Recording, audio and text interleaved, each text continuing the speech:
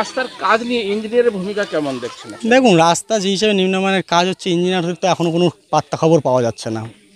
ওনার তো উচিত ছিল একবার এসে, বা আমরা খবর দিচ্ছি কোনো রকমভাবে এসে একবার রাস্তাটা দেখবে, কতটা পিচ দিয়ে কয় ইঞ্চি পিচ দিচ্ছে, রাস্তার বর্ডারে কি হচ্ছে, কোনো রকমভাবে ইঞ্জিনিয়ারের কোনো সারা শব্দ পাওয়া যাচ্ছে না। রামদেব আপনি জেলা পরিষদের সদস্য এসেছিলেন, কি হ্যাঁ, বললেন? উনি এসে আমাদেরকে আশ্বাস দিয়ে, ওনার উপর ভরসা আছে, দেখা যাক উনি কী করেন। আমরা ওনার উপর ভরসায় আছি, ওনার দিকে তাকিয়ে আছি, দেখি উনি কী করেন। উনি আশ্বাস দিচ্ছেন এই কাজ উনি অতি শীঘ্রই ভালো করার চেষ্টা করার জন্য সব কথা দিচ্ছেন।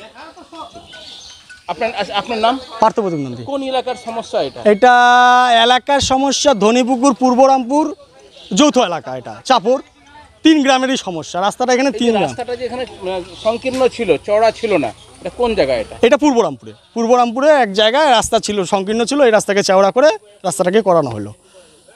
আপনার নাম? পার্থপ্রতিম নন্দী। রাস্তা নিয়ে কি বলবেন আপনারা? এই রাস্তা নিয়ে তো অনেক দিন ধরে বিক্ষোভ, প্রায় 2-3 বছর হয়ে যাচ্ছে। কেউ জমি ছাড়ছে না, কেউ জাগাতে না, কারো গাছ আছে রাস্তার মধ্যে, কেউ কাটতে যাচ্ছে না। এটা নিয়ে আজকে বিশাল একটা আলোচনা হলো। রামদেব সাহানিও এসেছিল। এইটা টিনের, হ্যাঁ, জেলা পরিষদ সদস্য। এখানে একটা টিনের বেড়া ছিল, 3-4টা কাঁঠালের গাছও ছিল, সেটাও কাটা হলো, টিনের বেড়াটাও সরা হলো।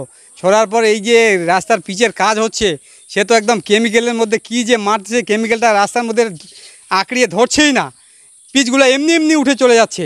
তারপরে ওনাকে জানানো হলো, এসে দেখলো, দেখার পর এখন দেখি কি করা যায়, বিষয়টা কি করতেছে। আমরা চাই যেন রাস্তাটা ভালো হোক। আর এই যে রাস্তাগুলো যে কোথায় মাটির প্রয়োজন, কোথায় দিচ্ছেই না, তো একটু যেখানে মাটির প্রয়োজন সেখানে মাটি নাই, এমনি ভুসুড়ে চলে যাচ্ছে।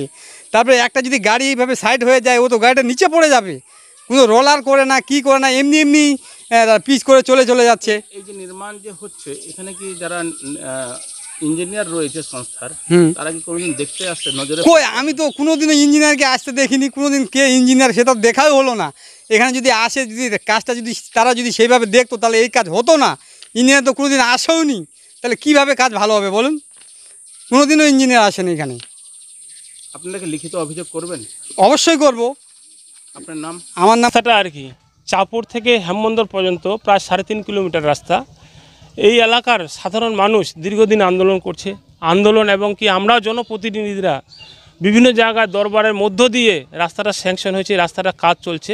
এই রাস্তাটা কাজ চলাকালীন কিছু জায়গায় এমনভাবে চাপিয়ে দিয়েছে, রাস্তা বেড়া লাগিয়ে দিয়েছে, গাছগাছড়া গাড়ি দিয়েছে, সেই ক্ষেত্রে খুব সমস্যা হচ্ছে। এই সমস্যা 1 বছর আগের থেকেও সবাই মিলে বসেও আলোচনা করে রাস্তাটাকে ক্লিয়ার করা হচ্ছে। করতে এইখানে যে দেখছেন আপনারা, এই যে রাস্তাটা এখানে টিনে বেড়া এবং গাছগাছড়া লাগিয়ে আছে। যদি একটা অ্যাম্বুলেন্স, একটা যদি ফায়ার ব্রিগেড যদি যায়, আগুন যদি লাগে, সেখানে সমস্যা হবে, যেতে পারবে না।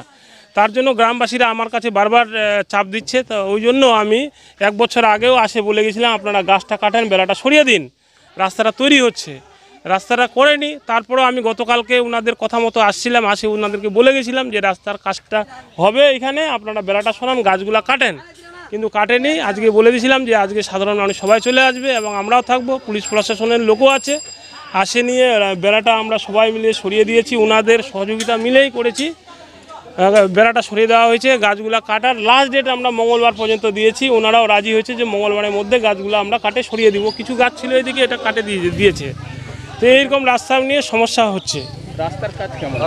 রাস্তার কাজের ব্যাপারটা গতকালকেও আমি দেখেছি, গতকালও রাস্তার কাজটা একটু খারাপ হচ্ছে।